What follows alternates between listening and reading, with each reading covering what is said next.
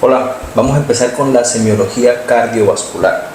Para eso quiero darles las generalidades del examen físico cardiovascular. Prácticamente hoy vamos a hablar de lo que tiene que ver con la inspección en el paciente con enfermedad cardiovascular. Entonces, recuerden que la inspección general lo que va a observar son la actitud, las facies, el biotipo y pues signos generales que hayan en las extremidades, en cualquier parte del cuerpo. Entonces empecemos con la actitud. Recuerden, en semiología la actitud se refiere a la relación que guardan las articulaciones. Por lo tanto, es como la posición, pero los semiólogos le llaman eso actitud. En cuanto a la actitud en el paciente con enfermedad cardíaca podemos decir muchas cosas. Primero hay que entender que los pacientes con enfermedad cardíaca tienen multiplicidad de variación clínica. Es decir, pueden mostrar muchísimos síntomas, muchísimos signos totalmente distintos, dependiendo de la enfermedad que tenga, porque es un órgano que puede generar muchas enfermedades distintas.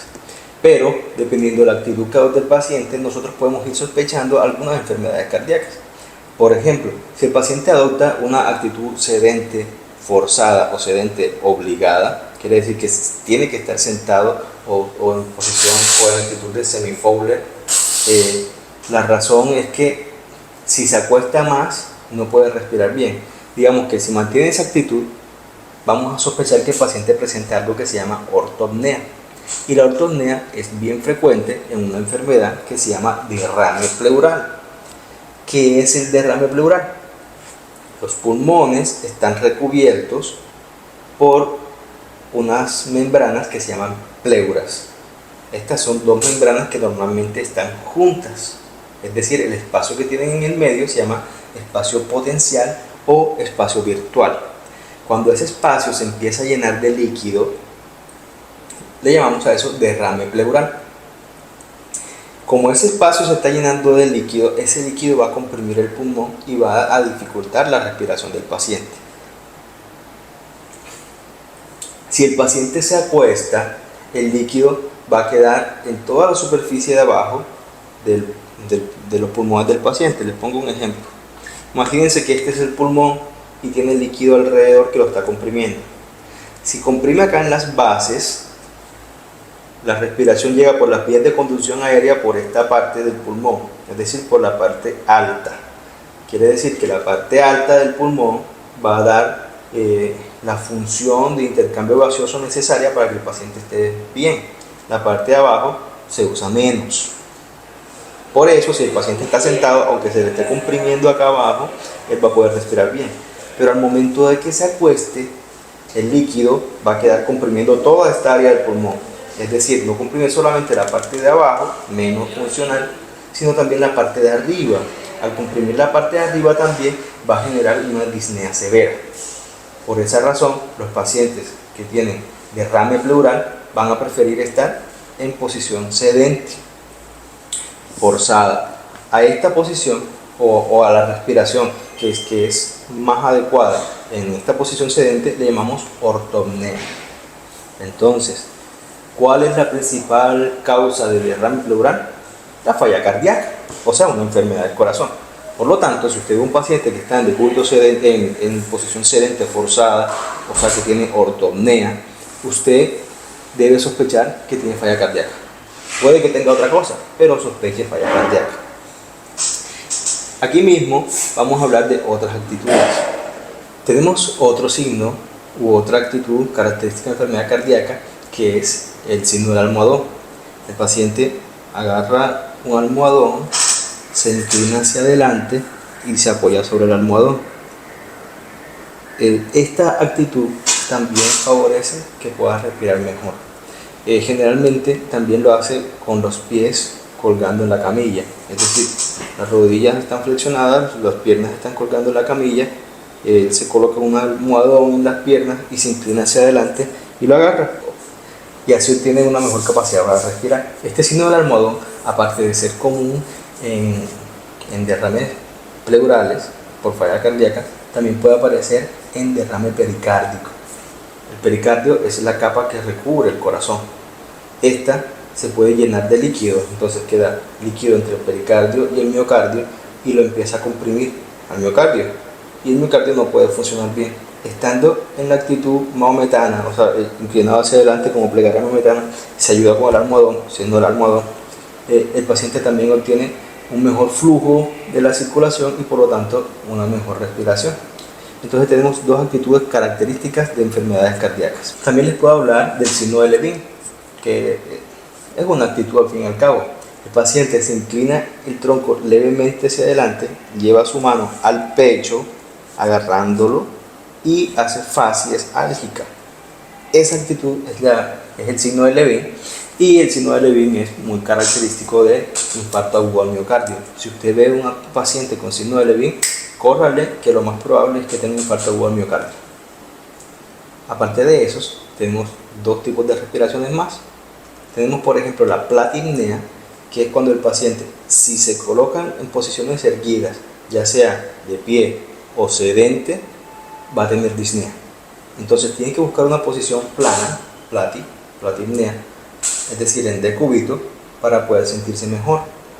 Esto es común en comunicaciones o en cortocircuitos, o sea, en shunts, ya sean intracardíacos o extracardíacos.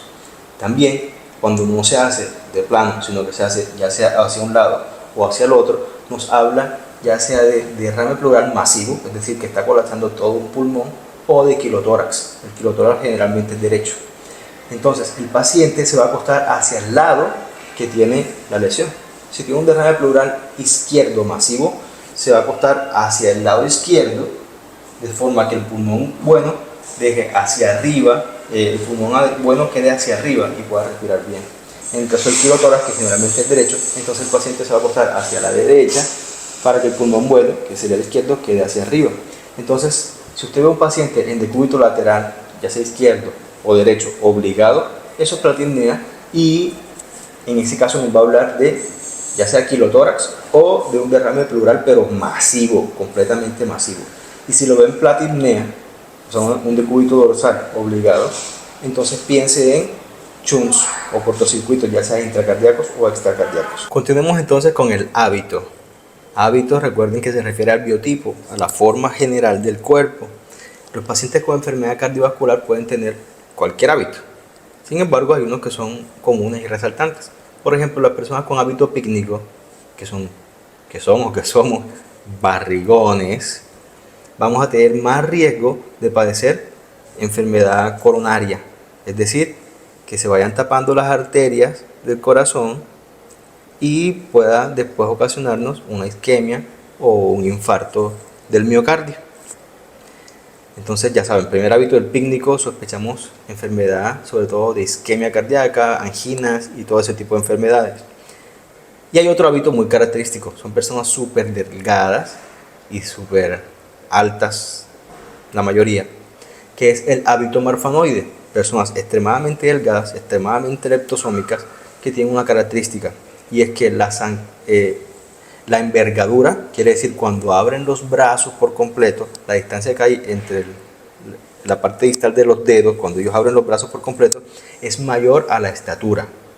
Normalmente, cuando nosotros abrimos los brazos, la distancia que hay entre nuestros dedos es igual a nuestra estatura. Yo mido 1,70, entonces cuando yo abro los brazos, la envergadura que tengo también es de 1,70.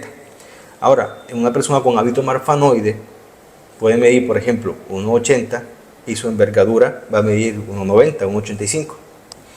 Entonces, eso es característico de enfermedad de Marfan. Y la enfermedad de Marfan, al tener tantas alteraciones del colágeno y las válvulas del corazón ser principalmente de colágeno, entonces van a tener muchas valvulopatías. Por eso, si vemos un hábito marfanoide, tenemos que sospechar de que el paciente tenga valvulopatías. Auscultemos bien a ver si encontramos soplos. Continuando con el tema, hablemos de la coloración de las mucosas y de la piel, porque también nos puede dar cuenta de enfermedades cardíacas. Entonces tenemos, por ejemplo, la cianosis, es decir, la coloración azul. Cian es azul, cianosis es coloración azul, en especial en las uñas, en los labios, en las mucosas, en la punta de los dedos.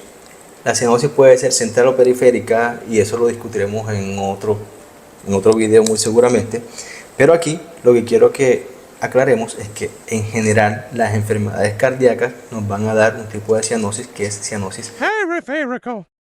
Y algunas enfermedades cardíacas nos dan un tipo de cianosis llamado cianosis diferencial. Entonces, la coloración azul de los dedos o de las uñas de los pies, pero no de las manos, nos va a hablar de enfermedad cardíaca, sobre todo un ducto arterioso persistente.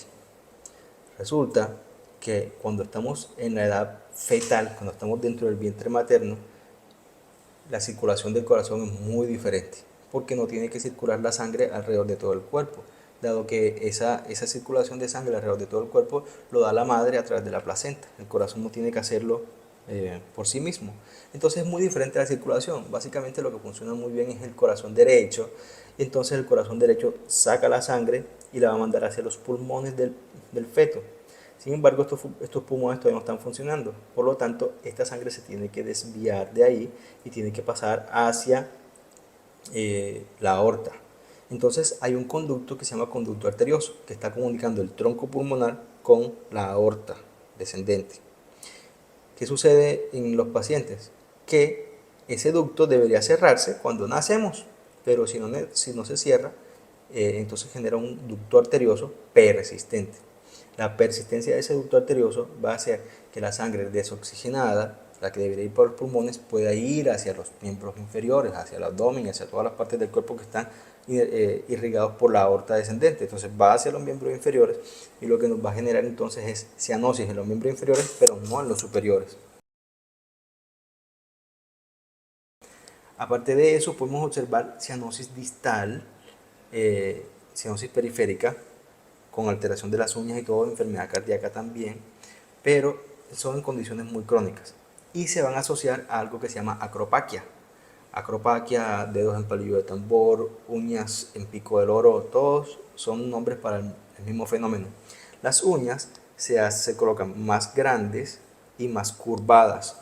Esta inclinación, este ángulo que ustedes ven acá, miren que hay un ángulo, va así y luego así, ese ángulo se pierde en las personas con este tipo de enfermedades cardíacas crónicas y también con enfermedades pulmonares crónicas, se pierde y se genera como una elevación acá que hace que sea uñas en pico del oro, en vidrio de reloj, en palillo de tambor o acropaquia.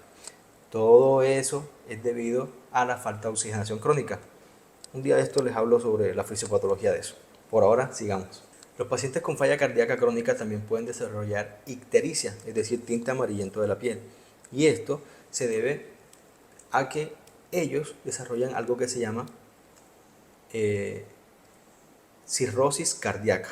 La cirrosis cardíaca es que el hígado se convierte en cirrótico, el hígado se empieza a dañar, empieza a dejar de ser funcional, pero esa cirrosis es de origen cardíaco, es decir, como la sangre no puede pasar adecuadamente del hígado hacia el ventrículo derecho, hacia el aurículo y ventrículo derechos, se va quedando en éxtasis ahí, se va quedando acumulada en el hígado y ese acúmulo va generando el daño. Eso va a generar un patrón en franjas característico ahí a nivel histológico, pero a nivel semiológico lo que nos interesa es que por la falla cardíaca derecha se va a formar una congestión crónica del hígado que le va a dar cirrosis. Eso es una cirrosis cardíaca. Al tener cirrosis, vamos a tener entonces ictericia por ya mal funcionamiento de todo el sistema de la bilirrubina. Otra coloración de la piel que es muy importante es la palidez. Los pacientes con enfermedad cardíaca pueden generar palidez y no necesariamente es por anemia. Usted ve un paciente pálido, cree que está anémico, le indica un hemograma, resulta que no está anémico, puede tener dos cosas, bueno, muchas más, pero digamos dos grandes: depresión, que ocasiona eso, o una enfermedad cardíaca. Las enfermedades cardíacas crónicas van a generar vasoconstricción periférica.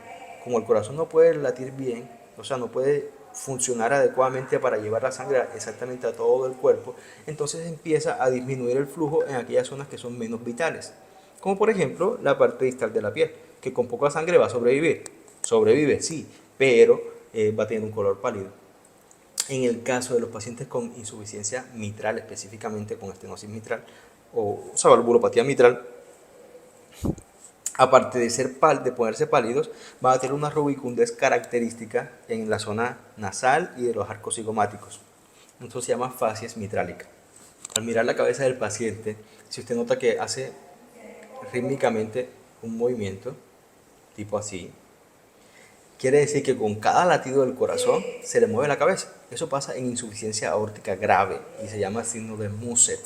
El signo de Muset es muy característico, ya casi no lo vemos porque la medicina ha avanzado mucho y realmente los pacientes los tratamos antes de que lleguen a esas insuficiencias aórticas tan severas, entonces no es común.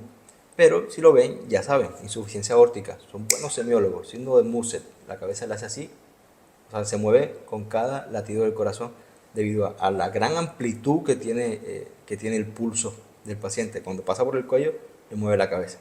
Y la última cosa que le voy a decir de la inspección en la cabeza es que el paciente puede presentar algo que se llama santelasmas. En los párpados, sobre todo en los inferiores, se generan unos nódulos irregulares que son realmente acúmulos de triglicéridos. Entonces, si los triglicéridos se acumulan tanto acá, si tienes antelasmas, podemos decir que evidentemente en la circulación también van a estar muy aumentados. Entonces, si vemos antelasmas, también sospechamos una enfermedad cardiovascular, en este caso sería hipertrigliceridemia o dislipidemia en general. Hablando de la inspección del cuello en los pacientes cardiópatas, también hay signos característicos y eso lo vamos a profundizar mucho cuando hablemos de pulso venoso, de presión venosa. Pero vamos a decir ahora los signos más comunes. Cuando tenemos congestión venosa, quiere decir que se marcan las venas. Por ejemplo, si yo hago fuerza,